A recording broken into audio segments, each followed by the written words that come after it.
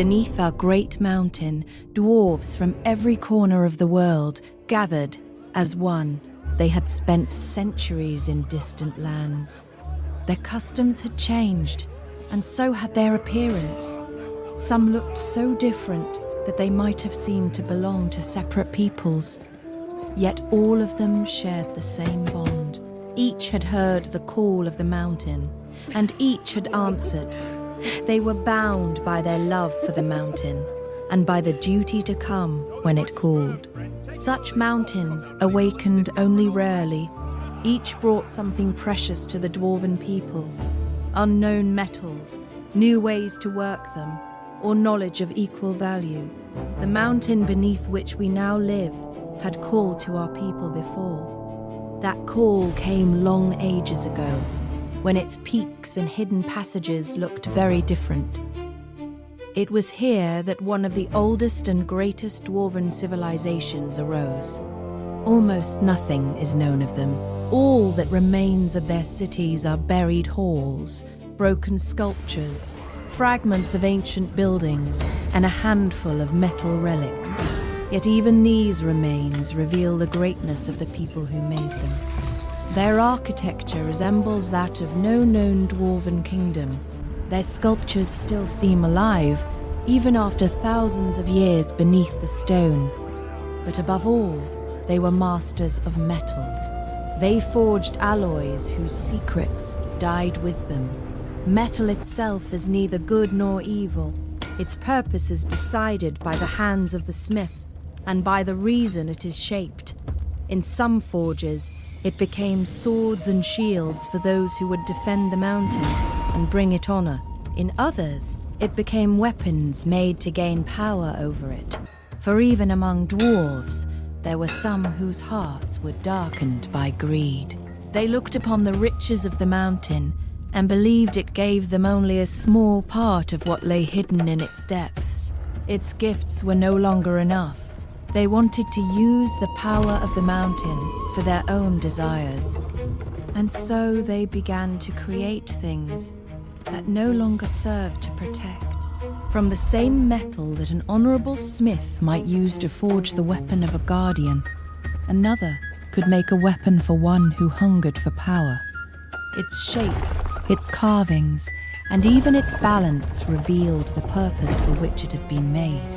But their most dangerous creation was an artifact later known as Wildthorn. Dwarven tuning forks were commonly used to read the echoes of buried metals and find veins hidden deep within the stone. Wildthorn was created for something else. It was not made to listen to the mountain. It was made to force the mountain to answer. The artifact twisted the pure, primal power that flowed through its depths. Whoever held it was said to gain power over stone, metal, and the hidden currents beneath the earth. Or so the old legends claim. But the power of Wildthorn came at a price. It did not place darkness in the heart of its bearer. It found the darkness already there and made it stronger. Greed became endless. With every use, Wildthorn brought greater riches, while slowly taking away the judgment needed to control its power. Its creators wanted to force the mountain to surrender its treasures. They wanted the rarest ores, metals and crystals to rise from the depths on their own. They no longer wished to search for them, mine them, or spend years carving paths through the stone. When they finally unleashed the full power of Wildthorn, the mountain answered, but not as they had hoped. The artifact broke the balance within its depths. A violent dissonance passed through layer after layer of stone, until it reached the burning heart of the mountain itself. The earth split open. The buried veins rose to the surface. Fire consumed the lower cities. Stone vaults collapsed. Entire halls vanished beneath the lava. The mountain was changed forever, and the first great civilization beneath it was destroyed by its attempt to turn the power of the mountain into a tool of its own greed. Many thousands of years have passed since then. Its cities were forgotten, its knowledge was lost, and Wildthorn was never found.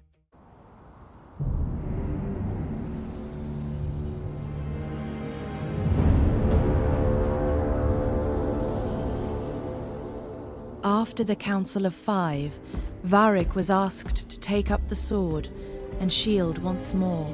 Brogan brought a blue crystal close to them. In Varric's hands, the ancient metal came alive again. Cold blue light spread along the blade and around the rim of the shield. Varric had defeated the goblin chieftain and destroyed the dark force that had defiled the mountain's depths. He had proven his worth. The mountain had chosen him as its protector. But Varric was not the source of the weapon's power. Whenever the crystal was moved away, the light began to fade. To learn more, Varric and Brogan decided to test the sword in the training yard. They prepared 3 pillars. The first was made of thick timber. The second was carved from decorative stone. The third was made from an especially hard stone and reinforced with metal plates. Varric stood before the wooden pillar. The sword passed through the timber with almost no resistance. Blue fire burst from the cut. The flames quickly spread across both halves of the pillar, leaving the edges blackened and burned.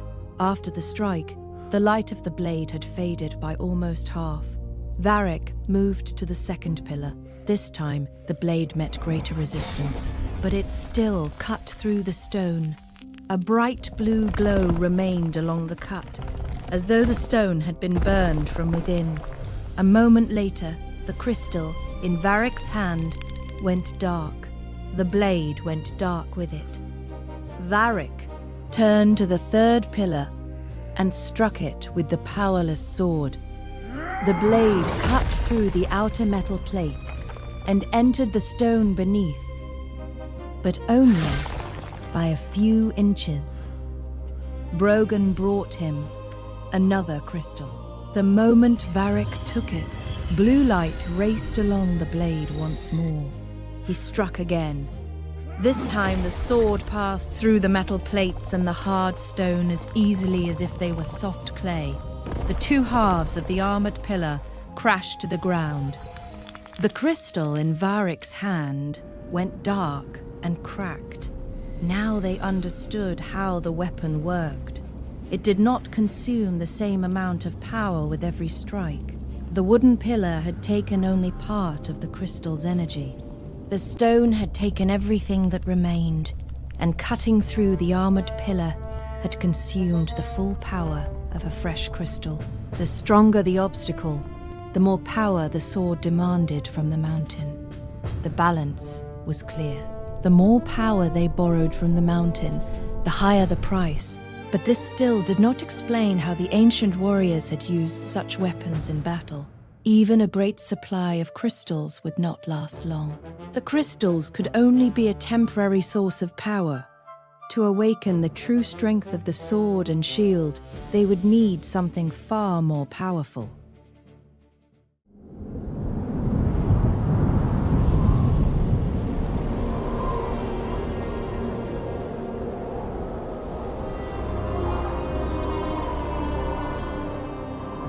After the trial of the 3 pillars, one thing became clear. The crystals could not power the ancient weapons for long. Then, Thorvin suggested another source of strength. The Brundars. For centuries, these creatures had lived close to the veins of the mountain.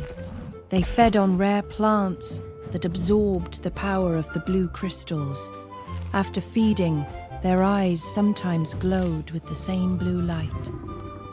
Thorvin suggested that Varric test the sword while riding a Brundar. For Varric, this was a trial of its own. He had not grown up among the northern clans, and he had little experience riding such creatures. The Brundar sensed his uncertainty. It resisted his commands and nearly threw him several times before the trial had even begun. A heavy stone pillar was hung at the edge of the training ground. Varric raised the sword As soon as the Brundar began to move, a faint blue light appeared along the blade. The weapon had sensed the power within the creature. The Brundar charged. Varric struggled to keep his balance. As they reached the pillar, he raised the sword and struck. The blade passed through the hanging stone. Blue light burned along the cut, and the two halves crashed to the ground, but the light vanished at once. The Brundar stopped without warning. It threw Varric from its back, lowered itself heavily onto the ground, and closed its eyes. Its breathing remained steady, but almost all its strength was gone. A single strike had left the creature so exhausted that it fell asleep where it lay. They now knew that the power within a Brundar could awaken the weapon, but even that strength lasted only for a moment. None of the sources they had tested could sustain more than a single powerful blow, while Varric, Brogan, and Thorvin searched for another answer. The senior Brundar keeper told them an old story. He had been one of the first dwarves to approach wild Brundars without a weapon in his hands. For years he had studied their ways, cared for their wounded, and taught young riders how to earn their trust. Through keepers like him, the northern clans had formed an alliance with the Brundars. Among the oldest keepers, there had long been tales of a creature that lived high among the peaks of the mountain. It had been seen only a few times, always from a great distance. It resembled a Brundar, but it was far larger than any they had ever known. Those who had seen it, even for a moment, called it the spirit of the mountain. Some believed it was the oldest Brundar alive. Others believed it was a guardian born from the mountain itself. If such power truly lived within it, then this creature might be the source they had been searching for. A force worthy of awe. At dawn, Varric set out into the mountains. Eldrin, Borin, and the senior keeper went with him. They climbed higher and higher, leaving the roads, settlements, and watchtowers behind. From time to time, they found enormous tracks in the snow, but the trails always vanished among the rocks or led them toward ordinary herds. They searched throughout the day. By nightfall, they were far from the capital. It was too dangerous to continue in the darkness, so they made camp on a small plateau between the cliffs. They lit a fire and took turns keeping watch. In the middle of the night, the keeper heard movement beyond the firelight. Dozens of eyes appeared between the rocks. Dreadwolves had approached the camp without a sound. They were larger than ordinary wolves, with heavy dark coats, long legs, and powerful jaws. The pack surrounded the plateau. The dwarves stood with their backs to the fire and raised their weapons. The first attack came without warning. Several dreadwolves charged at once. The dwarves drove them back, but more emerged from the darkness. During the second attack, one of the beasts reached the keeper. It knocked him to the ground and tore deeply into his side. Varric and Borin continued to hold back the pack. They wounded several dreadwolves and forced the others to retreat, but only for a moment. There were far too many of them. The pack was preparing to attack again when a deep, drawn-out roar echoed across the mountains. The sound was so powerful that the air seemed to tremble. The dreadwolves froze. Something enormous was approaching through the darkness. Then a giant white creature burst from behind the rocks. It was a Brundar, but none of them had ever seen one like this. It was larger than even the strongest Brundars of the northern clans. Its massive horns curved above its head like an ancient crown. The white Brundar charged into the pack. It hurled one dreadwolf aside with its horns. Another fell beneath its hooves. Several more were driven back against the rocks. The rest tried to surround it. None of them could come close. Another mighty roar rolled across the plateau. The pack broke and fled into the night. Varric, Eldrin, and Borin stood beside the fire. None of them could believe what they had seen. A single Brumdar had driven away an entire pack of dreadwolves, but the danger had not passed. The white Brumdar turned toward the dwarves. It lowered its head, pointed its horns at them, and began to approach. There was no trust in its eyes. It was ready to attack. Varric looked at the wounded keeper. Blood still flowed from his side. Without help, he might not survive the night. Varric slowly placed his sword and shield upon the snow. I do not wish to fight you. We serve the same mountain. We have harmed none of the Brundles who live beneath these peaks. He has devoted his life to helping your kind and mine live beside one another. If you have the power to help him, I beg you, save him! Then the creature turned toward the wounded keeper. It lowered its head over him and drew a slow breath. When it breathed out, pale blue mist poured from its nostrils. The Brundar had not healed him completely, but the bleeding had stopped. Wait! The mountain has chosen us for the same purpose. We are both meant to defend it from the evil that is coming. The distance between them grew. Then Varric shouted one final time, This evil will spare no one!